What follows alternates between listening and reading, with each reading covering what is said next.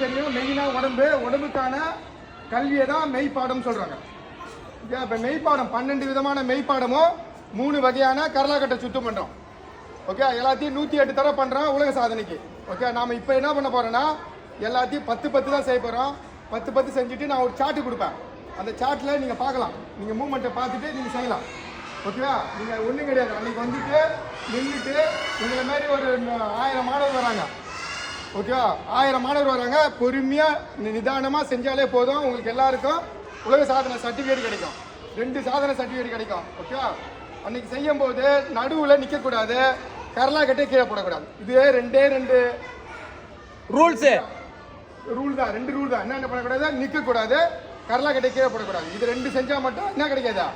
Certificate கிடைக்காது. ஏன்னா உங்களுக்கு ஃபுல் ஈவெண்ட் வந்து வீடியோ கவரிங்காக இருக்கும். நீங்கள் செய்ய முடியலனா கூட என்ன பண்ணலாம், ஏதோ ஒரு மூமெண்ட்டு, அந்த மூமெண்ட்டை ட்ரை பண்ணிக்கினே தான் இருக்கணும். ஓகே, ட்ரை பண்ணிக்கினே இருந்தீங்கன்னா உங்களுக்கு கண்டிப்பாக உலக சாதனை சர்டிஃபிகேட் கிடைக்கும். புரியுதா? இப்போ 12 ராசி, எத்தனை ராசி சொல்லுங்க, வாய்க்கு வரது சொல்லுங்க. 12 விதமான மெய்ப்பாடம், 3 வகையான கரலாக்கட்டை. பாருங்க, கரலாக்கட்டையை பாருங்க. அது சின்ன விஷயம் தான், ஒன்றும் உங்களுக்குலாம் ஒரு கஷ்டம்லாம் கிடையாது. சின்னதாக நீங்கள் ஈஸியாக செஞ்சிடலாம். ஓகேவா?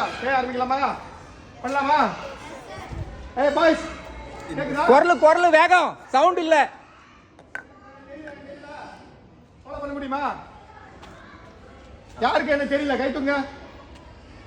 தெரியலன்றவங்க அப்படியே இந்த லைன், இந்த ஒரு லைன் அப்படியே கொஞ்சம் மூவ் ஆகுங்க. ஒரு அப்படியே கொஞ்சம் டயகனலாக மூவ் ஆகுங்க. டயகனலாக மூவ் ஆகுங்க. இல்லை அங்கேயே கொஞ்சம் டயகனலாக பாருங்க.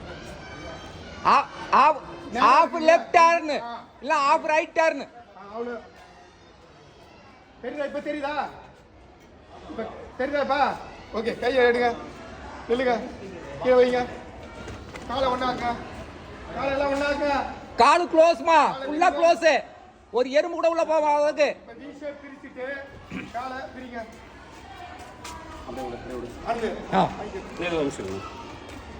எண்ணிக்கோ 10 மட்டும் க்ளோஸ் பண்ணிட்டு அப்படியே வச்சு இன்னும் ஒரு 5 நிமிஷம் இருக்கு. சரிங்க. ஓகே. ஓகேவா? புரியுதா?